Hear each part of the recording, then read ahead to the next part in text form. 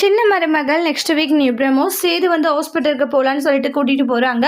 எதுக்கும் அம்மா வேண்டான்ற மாதிரி சொல்கிறாங்க. என்ன நீ ஹாஸ்பிட்டலுக்கு கூப்பிட்டா வேண்டாம் வேண்டானே சொல்லிக்கிட்டு இருக்க, போனால் தான் செக் பண்ணி பார்த்தா குழந்தை எப்படி இருக்குன்னு தெரியும் அப்படின்றாங்க. அதுக்கப்புறம் பயந்துட்டு போய் செக் பண்ணலான்ட்டு போவாங்க. ஈஸ்வரியோட பொண்ணு இருந்துட்டு, அம்மா நீ எதுக்குமா, இல்லடி அவள் கர்ப்பமாக இருக்காளா இல்லையா அப்படின்றது எனக்கு ஒரு சந்தேகமாக இருந்துக்கிட்டு இருக்கு.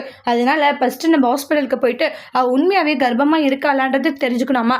இதெல்லாம் நம்மளுக்கு தேவையில்லாத விஷயமா. கர்ப்பமாக தாம்மா இருப்பா, அதுதான் அப்பப்போ வாமிட் எடுக்கிறாள், வாமிட் எடுக்கிறதா, ஆனால் அதுக்காக அவள் கர்ப்பமாக இருக்கானா? சரி, கர்ப்பமாக இருந்தால் ஹாஸ்பிட்டல் கூட்டோடனே போயிருக்கணும். அவள் போலடி ஏதோ ஒரு மாதிரி தயக்கத்தோடயே இருந்தா, அதெல்லாம் வச்சு பார்த்தா ஏதோ வந்து இருக்குடின்றாங்க. அதனால அவளை நம்பவே கூடாது சரியான்றாங்க. கூட போயிட்டு அவள் கர்ப்பமாக இருக்காளா இல்லைன்னு செக் பண்ணிட்டு வரேன்றாங்க.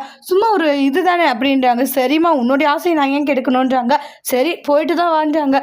சரிடி போயிட்டு வரேன், போயிட்டு வந்து எதுவாக இருந்தாலும் தகவல் சொல்கிறேன்னு சொல்லிட்டு ஈஸ்வரி அங்கேருந்து கிளம்புறாங்க.